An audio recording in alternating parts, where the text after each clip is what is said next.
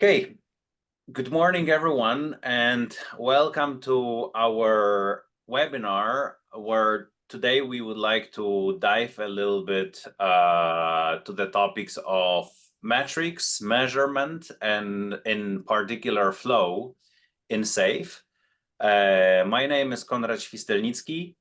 I am SPCT candidate working mainly with Scaled Agile framework at KEGON, both in Germany and in Poland. I'm actually responsible for Polish legal entity of KEGON. So that's something for Barbara, which might be interesting. And I have been working with Agile topics for 15 years roughly, starting from development, or I used to be a developer right after studies, but I was always interested in working with people, around people, and helping them actually to be able to deliver effectively, which brought me to Agile topics initially on the smaller scale, but I was looking for more and more challenges until I reached the large scale and scaled environments, which I have stayed for last roughly 10 years. With this, I would hand over to Joseph for your quick intro.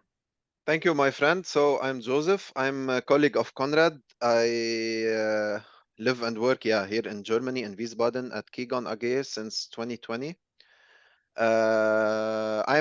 Originally I'm an architect. I always explain this in our environment, not the software architecture, but the building design architecture construction. And this is what I like because I come from design background, and that's my distinction. When I learned more about agility, I've been working in it for the last 4 to 5 years. It's always good to think outside of the box, and anyway, it's cross industries. With more technologies, complex technologies to come, the more I see the necessity of visualizing each and every step of our progress. And this is the strength of this agile mindset. So I play a lot this card because this is my strength.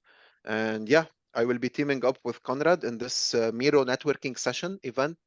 We will be doing frequently this stuff this year on different topics. This is the second one. The first one was in Berlin. Over a KEGON success story. And now the second one, it will be about measuring flow in a safe and agile environment.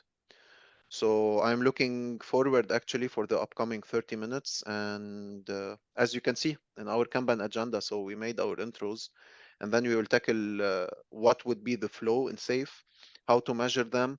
And then in the end, we will close it. We will make a summary. We will share with you some call to action. We'll stop the recording so that we can join a round table of Q&A. If you have anything, we will be more than happy to support you, to help you, or to think with you, me and Konrad. Okay. Sounds good.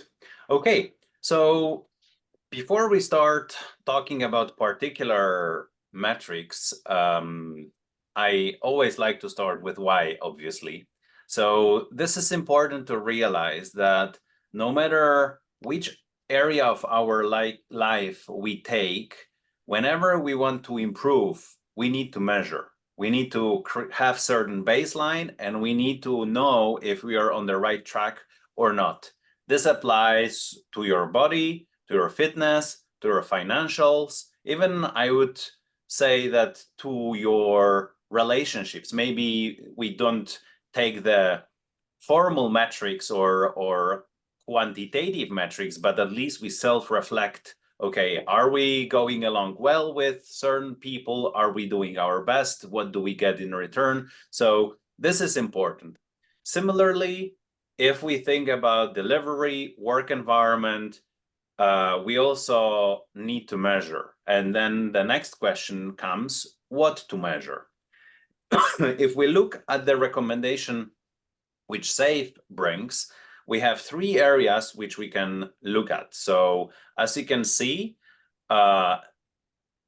we can measure competency area, we can measure outcomes, and we can measure flow.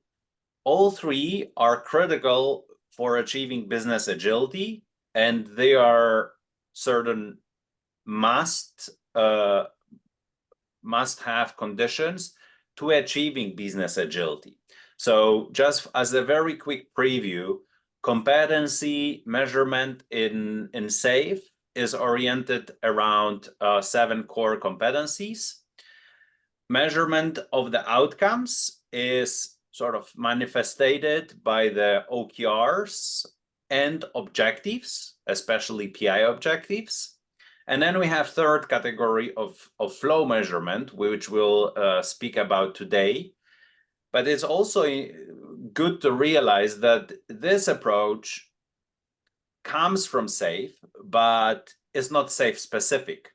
So I like this preview very much because it gives the indication what are the areas which we might be looking at in case we want to increase our agility level. So this is already first little takeaway, hopefully, that there are certain areas which we can structure in this way. For more details on flow, I would hand over to Joseph. Thank you, Konrad. So in total, SAFe has spotlighted on 6 flow metrics. The main focus in this session, it will be on 2 of them, 2 out of the 6. The flow distribution that we will see soon with me, and then with Konrad, the flow time. The reason why we picked them is not out of priority, no, and this will be one of the main key takeaways in the end. It's not about how much you measure, and you should not measure all of them. It's always the idea that you should and need to find what is specific for your work context, and in addition for your people. So what of the flow measurements that you are practicing that pushes you forward to take better decisions, to improve quality, to improve your time to market? And from our perspective and from our experience, we just like to dive in deeper in the flow distribution and flow time for their importance as in a general context, so to speak. So the first one will be flow distribution. In a nutshell, it's the idea about to visualize or to spotlight the amount of work that we as a team were able to finalize at the end of each PI, so that we can see this investment, because it affects money as well, budget of the management to us, or even not only money investment, time investment, energy investment, all of these kind of stuff. Where is it going? More towards valuable user story, towards maintenance, towards enablers, towards bugs, fixing bugs. Maybe it's a lot of interruptions and we are not doing actual real job. So this is the advantage of flow distribution. Here you can see it. This is a typical representation of how we can see this flow distribution. You can see on the x-axis, it's the iterations. And on the y-axis, it's the percentage. Percentage of what? Of the items we are currently tackling in an upcoming PI, for example. So in the what, the question of the what are we measuring here? It's the amount of work type in the system over time. What happens usually in a SAFe environment is the following. We say we work in increment and iterations. The PDCA cycle, plan, do, check, adjust. When we start to plan, it's the PI planning. As a team, we calculate our capacity. We know for the upcoming iterations, how much time are we available? And then we start populating our sprint 1 backlog or iteration 1 backlog with the stories that we created from the prioritized feature backlog. The idea to be able to see the flow distribution is not to showcase what was planned rather than what was done. So in the end of each iteration, when the committed items in your backlog were done, then you visualize it in this percentage. And that's what we can see now here. In the example of the backlog, for example, or the chart itself, you can see in blue, it's the user stories. These are the valued items that directly in relation to the customer or the end user. Then in red, you can see the enablers. Enablers are nothing but like refactor, research, spikes, any work that enables us as a team to consume stories that are for the customer. So enablers not necessarily for the end user. It's more for us to be able to consume them and do them as stories. And this is in parentheses what we call the architectural runaway, that we need continuously to maintain it and safe. And then you notice we have the yellow color, and these are nothing but tech debt, so technical debt and maintenance work, because we know across industries, all departments, when moving from project to product, our infrastructure systems, like we still need to do maintenance, and who will do this stuff? Us. And this is the importance of visualizing that, because nevertheless, a lot of people, and this is completely an anti-pattern, when we start planning, we calculate our capacity. This is a great milestone. Then we populate our backlog with user stories. Yeah, but in reality, that's not only thing that we are doing. We are committed as well to do maintenance. We are committed to do enablers. Are we visualizing that and taking it into consideration in relation and ratio to our capacity? This is the question mark we need to keep, because like we are doing it nevertheless. So it takes time. So it needs to be taken into consideration in my capacity. Now, the reason behind flow, the importance of flow distribution, the why, it's to simply balance current and future team velocity, plus to have a healthy finance of work type. If we see in this graph, for example, so 1, 2, 3, fourth iteration and fifth one, and then the PI planning 2 with the first iteration and the second. So in the middle, look at this team's performance. This is the advantage of all these metrics, to read between the lines. We can get an idea that here currently, there's a bigger investment of the effort of the team and their capacity to enablers and maintenance. It forms nearly 80% of their work. Again, this should not be judgmental. It's not about right or wrong. It might be good for this specific period of time if the customer is aligned with us, if that's the right thing to do, because we need to do this big investment in our architectural runway when it comes to enabler, so that in the future, you see, the stories started to increase back again. Who knows? The team themselves. This is why there's a good responsibility of our team coaches, the Scrum Master, to visualize that and to launch these experiments with the team. Because it's not always about right or wrong, rather than the stability. What's happening here? Sometimes we need to do maintenance. Sometimes it's beneficial. Sometimes we forget ourselves and we dive in deeper. Then it starts to be negative on us because we are slow. So that's mainly the reason behind, like, the why. Why to do this flow distribution as its title, so that we can visualize the distributed items that we tackle as a team during an iteration or a period of time in our capacity under the umbrella of what we call a backlog, so that we can monitor for the future how much input should we have and where, enablers, in maintenance, in stories. And definitely it helps the management for a better and healthy financing, because here in this situation, so you have nearly a full quarter of the year, around 3 months, 2 to 3 months, where the salaries paid or the money invested in for the subject matter experts or for the team are more went towards internal items that are for maintenance and enablers, and not to the end user directly. Because you can see that, look at the user stories, they are low, relatively low. So this helps us more to manage our budget. Again, it's not a matter of right or wrong, it's a matter of spotlighting these changes, so that then we can say if this is what we want, because if that's not what we want, then we are not in the right direction. And that's about the flow distribution. I will continue with the second flow, this time with Konrad. Thanks, Joseph. So before we start talking in details about this metric, I just wanted to add 2 additional points. You might wonder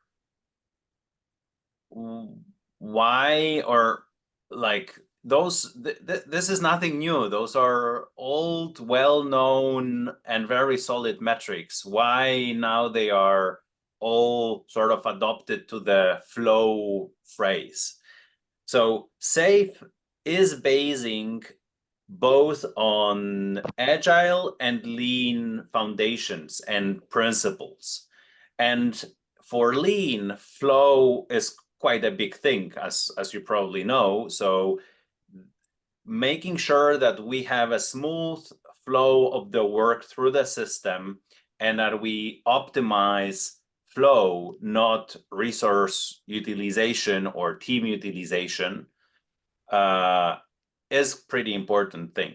So we need to realize that actually those metrics contribute to achieving those goals. That's why they are all holding flow related names. Flow distribution by checking what's the allocation of work or distribution of particular activities over time, help us to close the feedback loop. Okay, we might work with a capacity allocation as intention, right? We might want to say, okay, every iteration we want to invest 20% of our capacity into test automation, for example. And then we have an opportunity to check if actually our iteration backlog was structured like that, because many things can happen in the meantime, which might compromise our intention. So this is the benefit of the flow distribution. Now, if we look at the flow time, this is another example of very known metric and very popular metric, especially in Kanban approaches and in Lean. And why I've selected that one to talk about it, because I really like what it brings, and it brings the focus to the delivery. So it helps the teams to deliver this, what is essential, which is of course value, in the shortest possible time.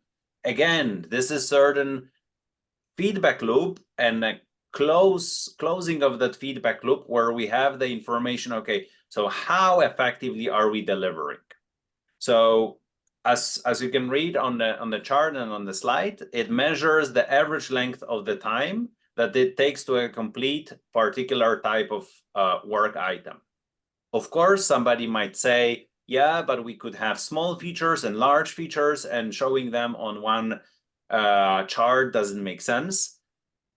Potentially not, but if we look at the statistics and the distribution of sizes, we would realize that actually we have certain guidelines.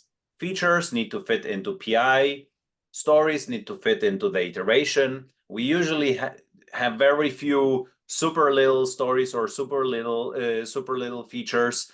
If they grow too much, it's difficult to estimate, it's difficult to understand them, so we need to split.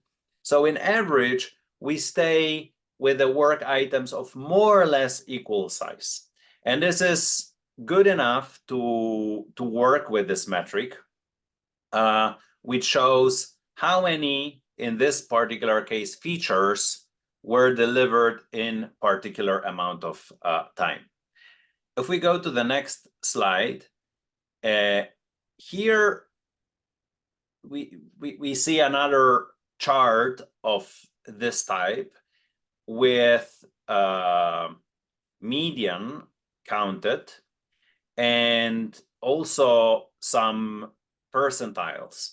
So if we look at where the 85% of tickets fall, we can say, which is 44 days here, we can say that our confidence level of delivering 85% of our work, confidence level with a confidence of 85%, we can say that we'll deliver our work within 44 days. And of course, this could be our starting point. And now we can either improve and shorten that time and stay with the same confidence. So if we apply certain improvements, we can still keep our confidence level on 85%, but maybe we would be able to reduce that time into 40 days or 35. Or if 44 days is good enough or aligned potentially with our SLA, we can increase our confidence level. And then let's imagine 90% of tickets would fall into that part of the chart. Then we would be speaking about 90% of confidence. Similarly, you can see where 98% confidence is, which is 105 days. And we can also use this as the reference. Another important point around that chart, if we move on, Joseph, is that it usually has the shape, as you can see on this picture or on the first diagram. So it is similar to the normal distribution, but additionally has certain tail. And this tail are the most outstanding results and most outstanding tickets. You see that the mode here is around 35 or so days. Median is 45 days. And the tail goes up to 150 or 190 or so days. So but this is only few tickets, which are like taking 3 times as long as the mean, or 2 times. So we can have a close look to those few and apply some improvement actions, eliminate them, and try to always get rid of that tail. Keep your results consistent. This, of course, would contribute to your predictability on the confidence level of your predictions. So we shift entire chart left, which obviously shifts also median left and moves the tickets to either shorter time or higher confidence again. So this is particularly, if we now link it with SAFe as the framework, this is particularly useful for features and looking what's happening on the art level. But if we have teams working in Kanban, it can be very well applied for Kanban. Potentially, we can also play with it in Scrum, but since we have usually iteration boundaries, that could be not that effective. But understanding the metric and learning how to build predictions based on that, and how it can serve the, as SAFe calls it, a relentless improvement approach, so Kaizen basically, helps a lot. Exactly. Thank you, Konrad. And actually, this is quite important. And just in a summary and in short, as you can see in this graph, which I love it a lot from SAFe, whether flow or outcomes or competency. So today we dived in 2 examples out of the 6 only flow metrics. They are the outcomes and they are the competencies, as introduced by Konrad at first in the first slide. The idea is to understand the metric itself and then tailor it to your environment. And don't let anyone fool you, any guru or any coach ever fool you and tell you that you should cover each and every metric, because the more metrics you do, the better. It's completely nonsense. What you should do always is never silo yourself, not only organization wise, like we say in SAFe, cross the silo. So find the kidney, if anyone is familiar with SAFe. So to have like a cross-functional agile team, but even in our behavior pattern. So we practice what we preach as well. Never silo yourself while assessing a metric, and always do it in comparison. If you do 2 or 3, they might have the effect exactly as if you are doing 10, then it will be a waste of time. So know what are the exact metrics that supports you.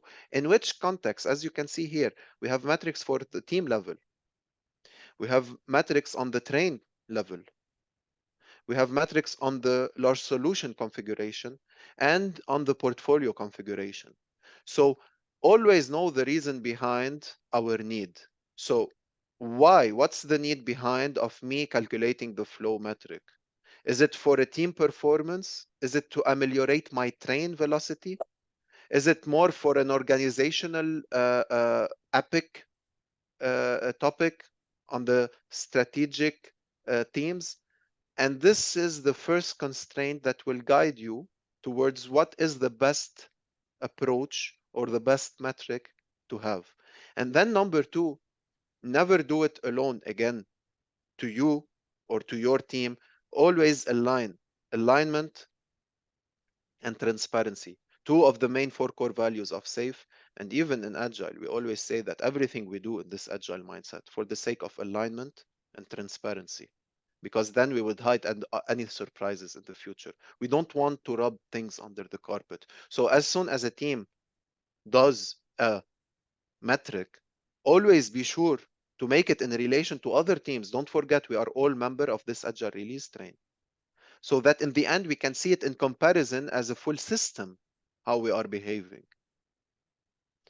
And as soon as your metric is not affecting your progress or context, be sure that you are not doing the right metric. Stop doing it. It's nonsense. Find the right one. And this will lead us to our call to action. 4 metrics success. And this is where you know, as an individual or a coach or a team or a train, that you are in the right context. 1, always relate with other discovery tools. Never take it into a silo. Never make it heterogeneous. No, make it homogeneous. Always, always, always relate with other discovery tools. Sometimes it's not something solved by a framework or it's something internal. Do it. That's the advantage of it. This is when you know. This is why SAFe is successful. Is one of the successful Agile frameworks, because there's a fixed theory, but it should be tailored to your context. Tailor it. Understand the concept, and then take what you can take to your environment. Number 2, apply metrics that supports your decision making. If these metrics, okay, it's beautiful, it's visualized, someone like me would, colors, it's very good to share it with people, but if it's not affecting any decision making in the team, why am I doing it? Our Scrum Masters needs to ask themselves this question. Our product owners. Number 3, learn the metrics effect on your team's behavior. And this affects the PDCA cycle. You remember I said we plan. You start working, you need to check and adapt. If these metrics are not helping you to adapt so that you can relaunch this cycle, this is why we say relentlessly improve. Then why am I doing this metric? It's not the right metric for me. And last, it's continuous interpretation to evolve, and it's never in silo. It's the development. How are we developing as a team, as a train, as an organization? Continuously, and not only in one particular period of time. Because if we take the broader perspective, the world is moving faster. We are in acceleration mode. And the more we are moving faster, the more the technologies created are complex. It's not like back in the old days where the technology was relatively easy. Now we call it easy because it's been a while and we fully understand it. But the current stuff that are being created are by the minute, not even by the day or by the month. By the minute, we have creations. So we need to continuously interpret our velocity, our time, our alignment, to find the right measurements for that can, and this is why we say to become business-wise sustainable. And that's sustainability, so that it can continue in time and not only in one particular period of time. So mainly that was the small message we wanted to share with you. We will stop recording now.